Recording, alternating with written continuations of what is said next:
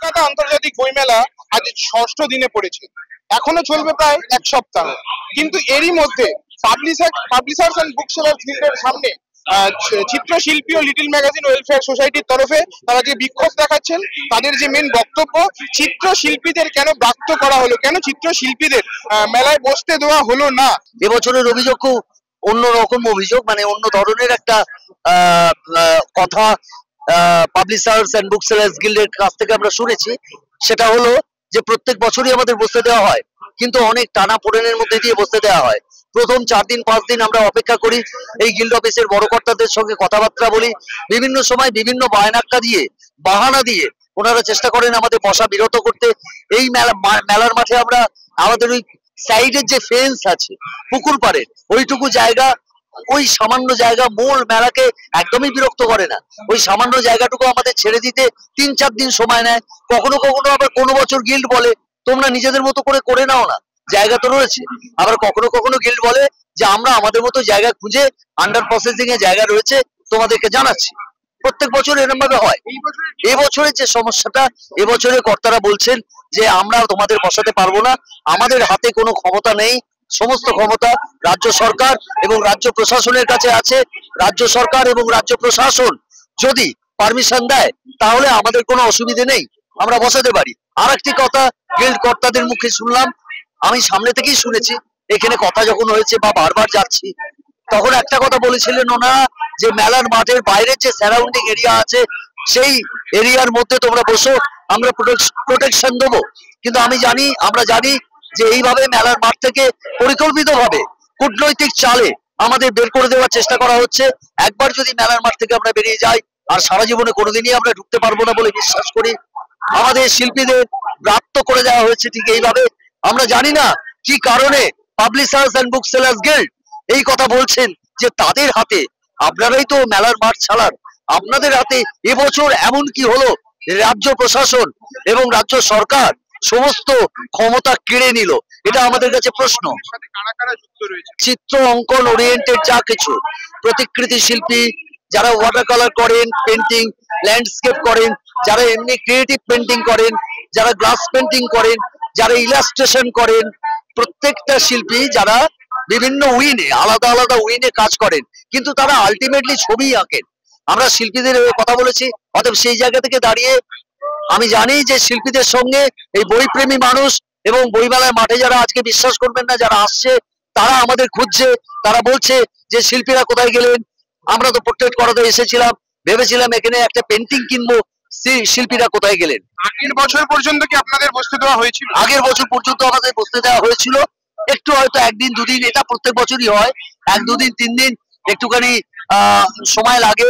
অনেক সময় মেলা শুরু হয়ে যায়, অনেক প্যাভিলিয়নের কাজ তখনও চলে।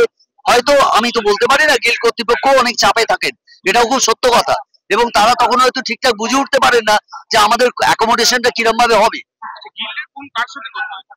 গিল্ডের কথা হয়েছে সভাপতি এবং সম্পাদকের সঙ্গে।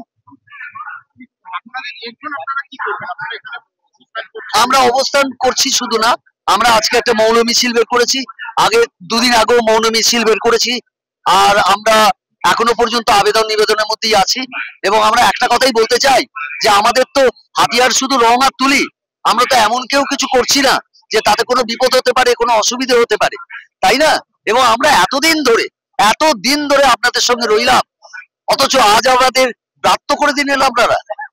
আমরা কি এমন অপরাধ করেছি যে আজ আমরা এতটাই আমাদের সঙ্গে এই খারাপ ব্যবহার, এবং আমরা ব্রাত্য আজকে এটা অনুভব করছি। এবং আপনারা বলছেন যে গিল্ডে মেলার মাঠের বাইরে গিয়ে আপনারা বসুন, আমরা প্রোটেকশন দেবো, এ কেমন ধারা কথা? আপনাদের ভবিষ্যৎ পরিকল্পনা না দেয়, কি করবেন? যদি না দেয় আমরা শান্তিপূর্ণ আন্দোলন চালিয়ে যাব, কাউকে কোনো বিব্রত না করে, যাতে বইপ্রেমী মানুষের কোনো অসুবিধে না হয়, কারোর যেন কোনো অসুবিধে না হয়, শান্তিপূর্ণভাবে আমরা আন্দোলন চালিয়ে যাব। আজও আমরা মৌন মিছিল করলাম, করে গিল্ডের সামনে এসে আমরা দাঁড়িয়েছি, উপস্থিত হয়েছি। এরপরে অন্যান্য পরিকল্পনা একের পর এক চলবে। আমরা না, কোনো কথা বলেন না, ওনারা দেখে চলে যান, আমরা যাই ওনাদের কাছে গিয়ে কথা বলতে যাই এবং কথা বলি। আমার নাম এম শঙ্কর, আমি একজন চিত্রকর, ছবি আঁকি। আমাদের সংগঠনের নাম হচ্ছে চিত্রশিল্পী লিটল ম্যাগ ওয়েলফেয়ার সোসাইটি। আপনাদের তো বসতে দেওয়া হয়নি, আপনারা যদি এখন বলা হচ্ছে বাইরে মাঠের বাইরে বসুন, কিন্তু আপনাদের এটা ন্যায্য দাবি আপনারা মাঠের ভেতরে বসবেন। হ্যাঁ, কিন্তু আপনারা যদি এখন বসতে যান মাঠের ভেতরে, আপনাদের উপর কি পদক্ষেপ নিতে পারে? আমাদের সমস্ত জিনিস তুলে নিয়ে যেতে পারে, সেই সমস্ত জিনিস আটক করে রাখলে বইমেলার পরে ফেরত দিলে আমরা মেলাতেও বিক্রি করতে পারবো না, এছাড়া আমাদের জিনিসগুলোও চলে গেল, এটা একটা বড় আর্থিক ক্ষতি। আর এছাড়া আমাদেরকে ধরে নিয়ে যেতে পারে পুলিশ দিয়ে। এটা করবে, কিন্তু এখনো কি বলা হচ্ছে এখন অব্দি কিচ্ছু বলা হচ্ছে না, আমাদেরকে বলা হচ্ছে এই বছরও সম্ভব নয়, কিন্তু আমাদের একটাই দাবি, গত 47 বছর ধরে যদি একটা বইমেলার অঙ্গাঙ্গি ভাবে শিল্পীরা যুক্ত থাকতে পারে, তাহলে এই বছরই বা নয় কেন? কারণ আমরা সারা বছর ধরে এখানে প্রায় 200 শিল্পী আছেন যারা সারা বছর অক্লান্ত পরিশ্রম করছে, তাদের সারা বছরের রুটি রোজগারের ব্যবস্থাও কিন্তু এই বইমেলায়। আমাদের বইমেলাতে যে যাদের সাথে আলাপ হয় তারা শুধুমাত্র কেনেন যে তা না, তাদের সাথে কিন্তু যে তারা কার্ড নিয়ে যান, যোগাযোগের নম্বর নিয়ে যান, আমাদের সারা বছর পেট চলে এই বইমেলা করি। Shalini Ghosh. Publishers and book sellers গিল্ডের তরফে চিত্রশিল্পীদের জানানো হয়েছে আপনারা মাঠের বাইরে নিজেদের মতো ব্যবস্থা করুন, সেখানে পুলিশ প্রোটেকশন দেওয়ার দায়িত্ব আমাদের, মাঠের ভেতর জায়গা করে দিতে আমরা পারবো না।